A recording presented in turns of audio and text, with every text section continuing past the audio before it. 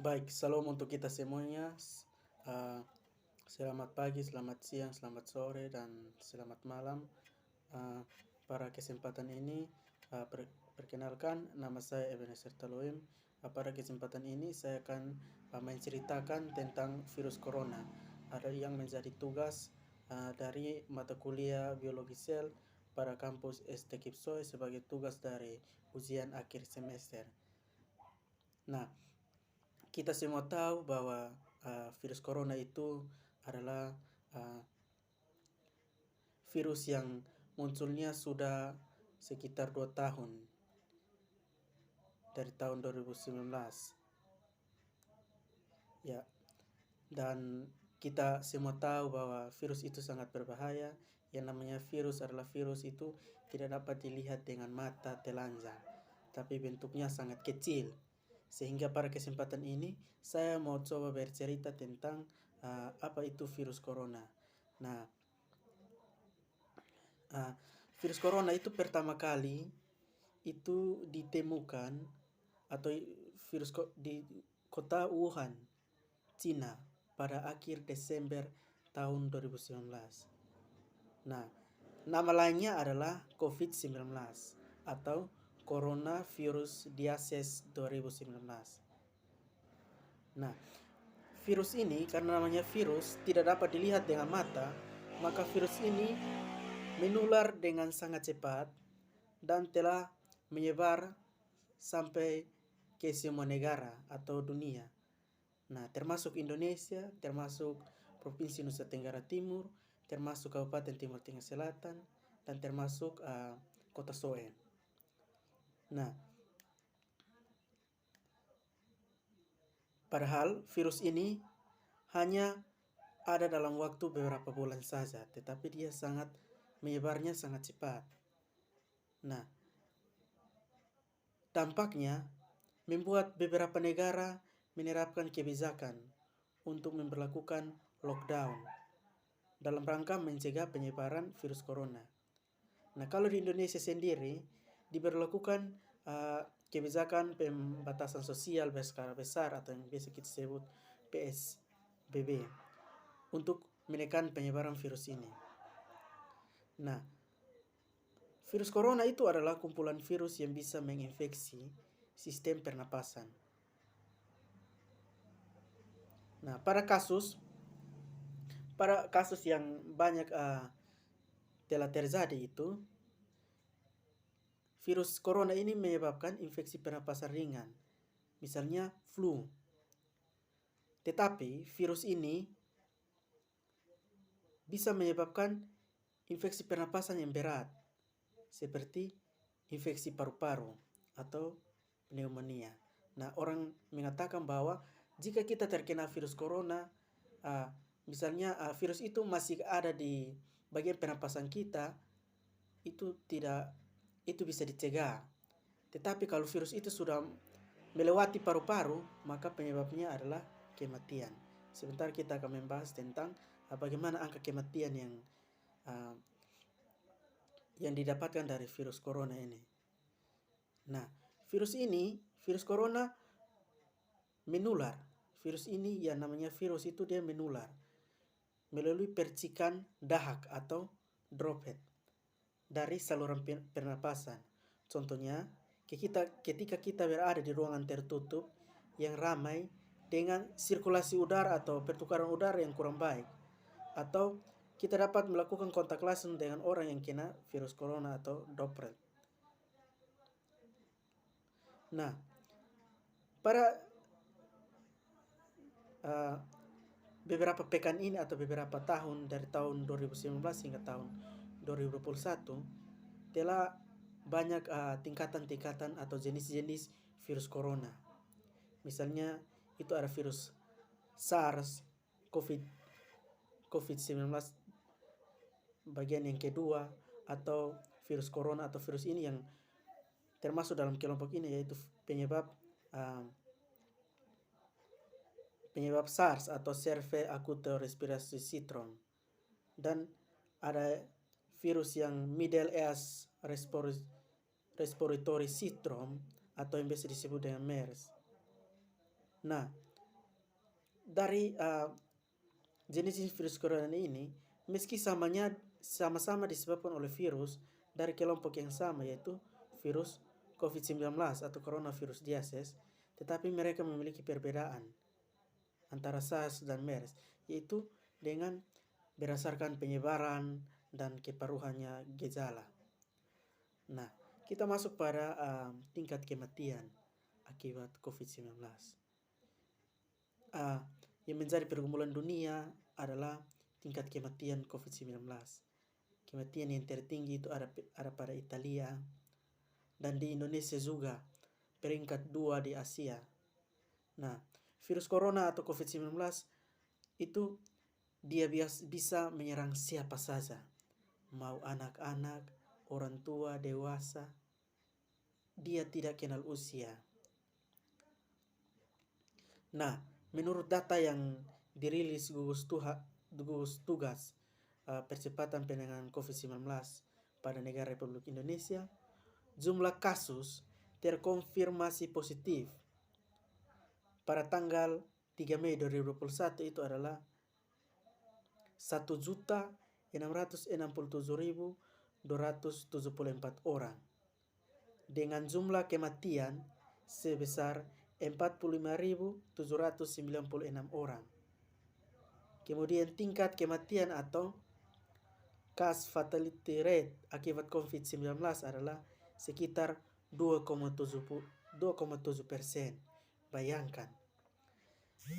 Nah, jika dilihat dari presentasi angka kematian akibat COVID-19 berdasarkan golongan usia, maka yang terkena COVID-19 itu adalah usia 46 hingga 59 tahun dan memiliki presentasi angka kematian yang lebih tinggi dibandingkan golongan usianya. Nah, sedangkan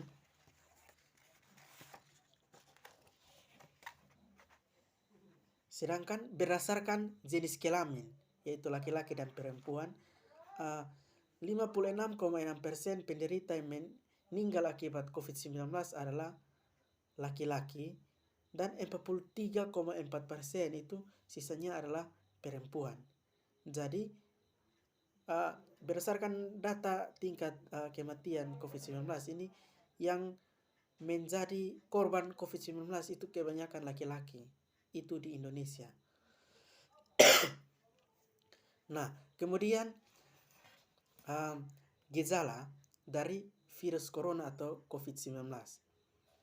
Nah, berbicara tentang gejala, kalau gejala awal akibat infeksi COVID-19 itu adalah flu, yaitu demam, pilek, batuk kering, sakit tenggorokan, dan sakit kepala. Setelah itu, gejala dapat hilang dan sembuh atau malah memberat. Nah, penderita dengan gejala yang berat bisa mengalami demam yang tinggi, kemudian batuk berdahak dan bahkan berdarah, sesak napas, dan ada nyeri di dada. Nah, gejala-gejala tersebut muncul ketika tubuh bereaksi melawan virus corona. Jadi dalam tubuh kita ada suatu sistem yang namanya sistem imun atau sistem kekebalan tubuh.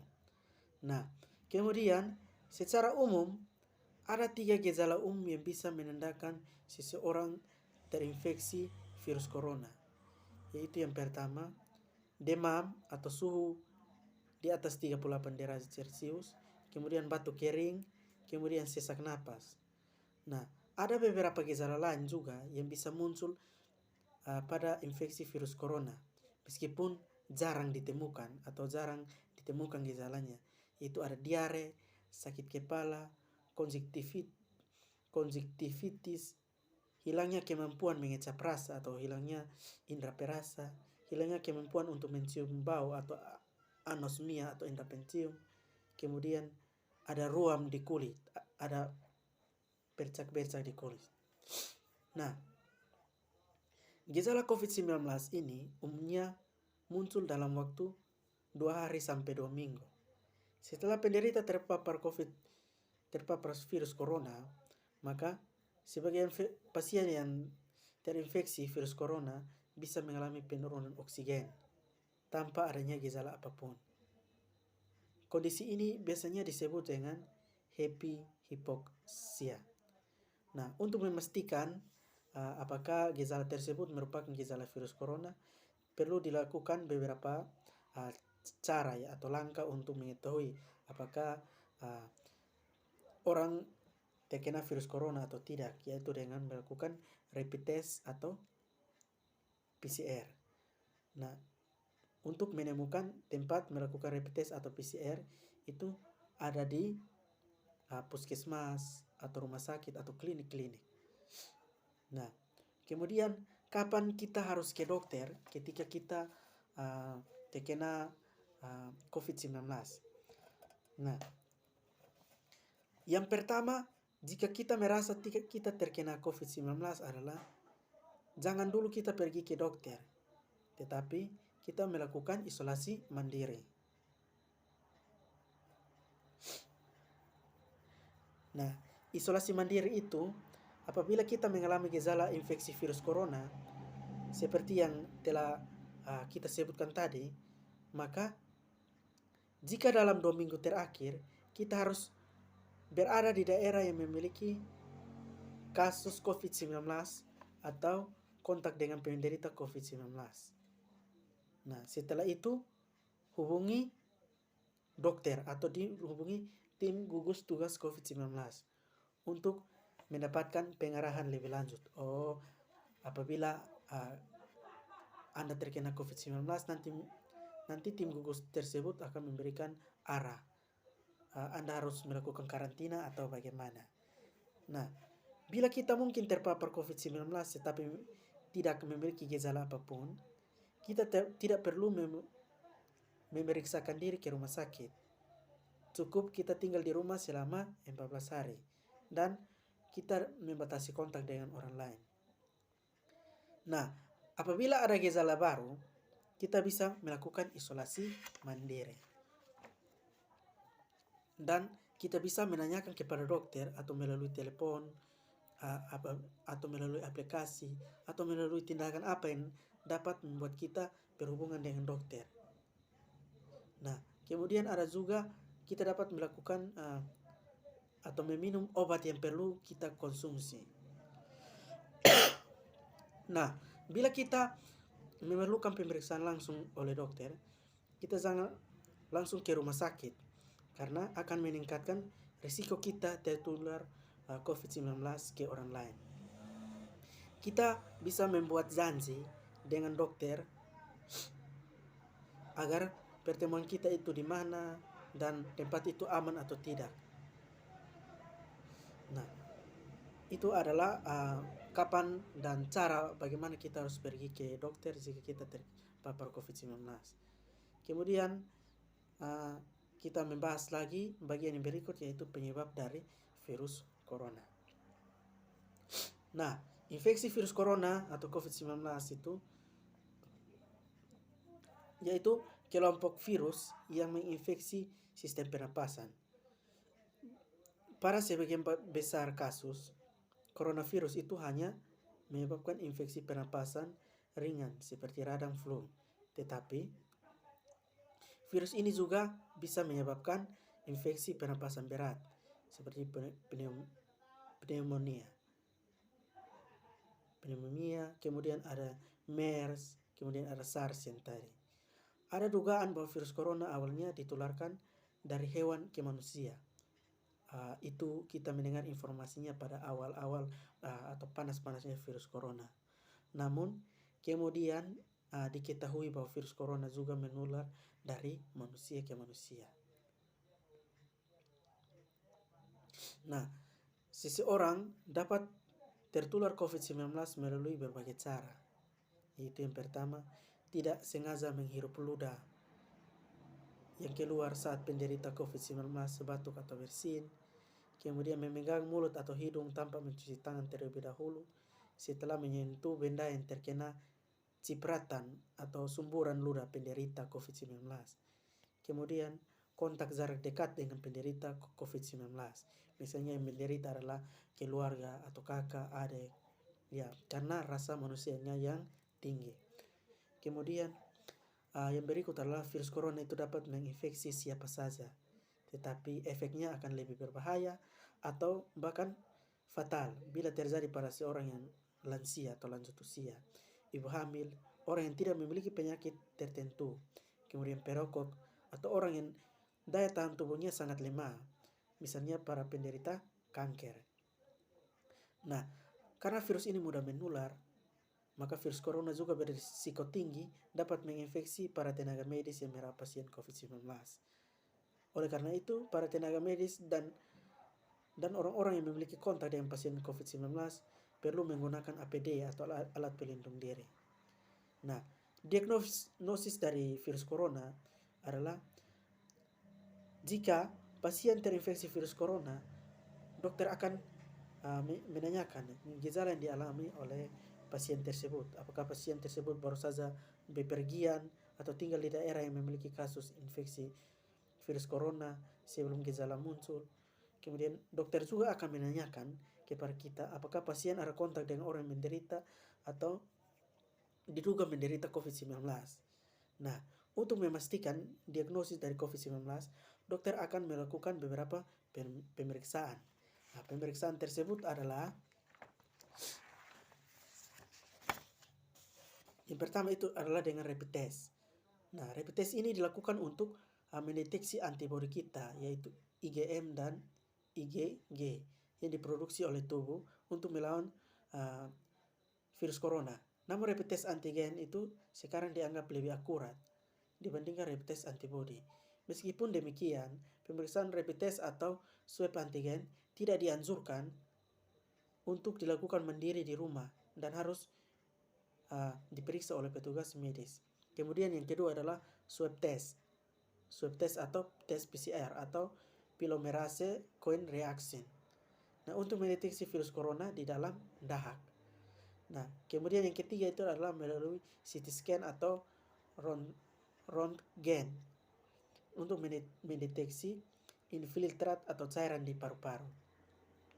Nah, selain itu, tes menggunakan alat Genos juga digunakan sebagai screening atau pemeriksaan awal untuk mendeteksi virus corona. Nah, hasil dari rapid test COVID-19 atau tes Genos positif kemungkinan besar menunjukkan bahwa Anda memang sudah terinfeksi virus corona. Namun, bisa juga berarti Anda terinfeksi kuman atau virus yang lain. Sebaliknya, hasil rapid test COVID-19 negatif belum tentu menandakan bahwa kita mutlak terbebas dari virus corona. Nah, yang berikut adalah pengobatan virus corona atau COVID-19. Nah, sampai detik ini belum ada obat yang benar-benar efektif untuk mengatasi infeksi virus corona atau COVID-19. Pilihan pengobatan disesuaikan dengan kondisi pasien dan tingkat keparahannya. Beberapa pasien dengan gejala ringan atau gejala akan disarankan untuk melakukan isolasi mandiri di rumah sambil tetap melakukan langkah pencegahan virus corona. Selain itu, dokter juga bisa memberikan beberapa langkah untuk meredakan gejalanya dan mencegah penyebaran virus corona, yaitu yang pertama, merujuk penderita COVID-19 yang berat untuk menjalani perawatan dan karantina di rumah sakit rujukan. Yang kedua, memberikan obat pereda dan anti nyeri yang aman sesuai kondisi penderita. Yang ketiga, menganjurkan penderita untuk melakukan isolasi mandiri dan istirahat yang cukup. Yang keempat itu, menganjurkan penderita untuk banyak minum air putih untuk menjaga kadar cairan tubuhnya. Nah, komplikasi dari virus corona atau COVID-19. Nah, pada kasus yang parah, infeksi virus corona bisa menyebabkan beberapa komplikasi berikut ini. Yang pertama itu adalah pneumonia atau infeksi paru-paru. Yang kedua, infeksi pada organ-organ lain. Kemudian ada gagal ginjal. Kemudian ada acute cardiac injury. Kemudian ada acute respiratory distress syndrome. Kemudian yang terakhir itu adalah kematian. Nah, selain itu, saat ini muncul istilah atau long haul COVID-19. Nah, Istilah ini merujuk pada seseorang yang sudah dinyatakan sembuh melalui hasil pemeriksaan PCR yang sudah negatif, namun tetap merasakan keluhan seperti lemas, batuk, nyeri sendi, nyeri dada, sulit berkonsentrasi, kemudian jantung berdebar, kemudian demam yang hilang timbul. Nah, bagaimana cara mencegah COVID-19? Nah, sampai detik ini melalui pemerintah yang dipercayakan oleh Tuhan memberikan kegiatan vaksinasi COVID-19 secara berkala ke seluruh masyarakat Indonesia. Meskipun vaksinasi ini sudah mulai dijalankan, cara pencegahan yang terbaik adalah dengan menghindari faktor yang bisa menyebabkan kita terinfeksi dari virus corona. Yaitu yang pertama kita adalah terapkan physical distancing, yaitu menjaga jarak 1 meter dari orang lain. Kemudian jangan dulu kita ke rumah sakit kecuali ada keperluan yang mendesak. Yang ketiga, gunakan masker saat beraktivitas di tempat umum atau keramaian, termasuk pergi berbelanja bahan makanan, misalnya ibadah di gereja dan lain-lain. Kemudian rutin kita mencuci tangan dengan air sabun atau hand sanitizer yang mengandung alkohol minimal 60%, terutama setelah beraktivitas di luar rumah atau di tempat yang umum. Yang ketiga, kita jangan menyentuh mata, mulut, dan hidung sebelum mencuci tangan. Yang berikut, meningkatkan daya tahan tubuh dengan pola hidup sehat, seperti mengonsumsi makanan bergizi, berolahraga secara rutin, beristirahat yang cukup, dan dapat mencegah stres.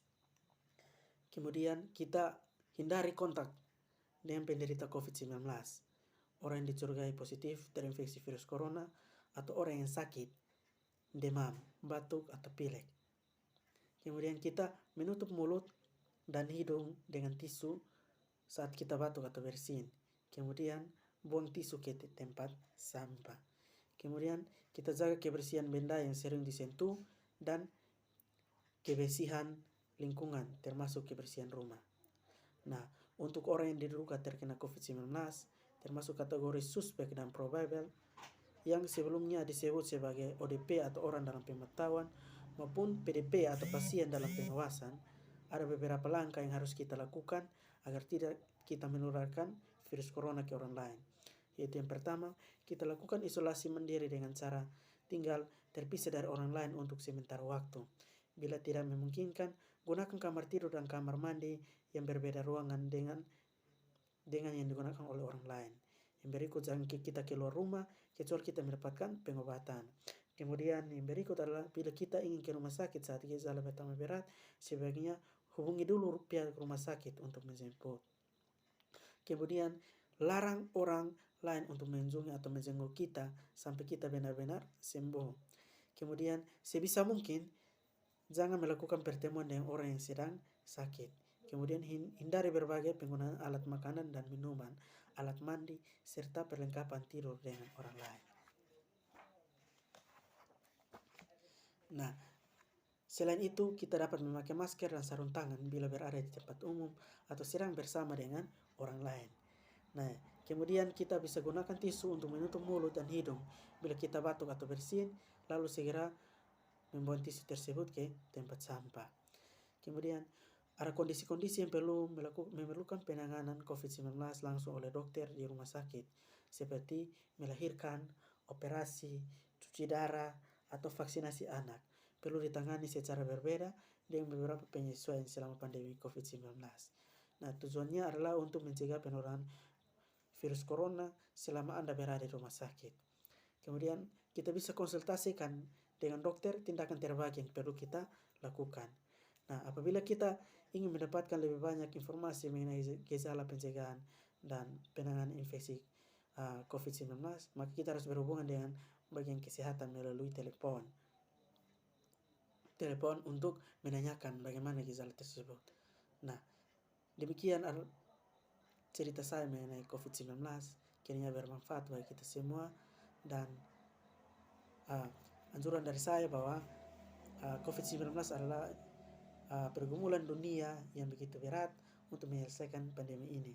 Kita berharap bahwa setelah dilakukan vaksinasi atau melalui program pemerintah untuk menghilangkan atau memberhentikan atau mencegah COVID-19 ini bisa membawa perubahan yang baik bagi kita, sehingga kita dapat bisa hidup di sama seperti masa-masa sebelumnya. Dan pesan dari saya bahwa kita harus menggunakan masker saat bepergian, atau kita tetap menjaga kesehatan kita sehingga kita tidak dapat tertular dengan coronavirus disease atau COVID-19. Akhir kata, salam sehat.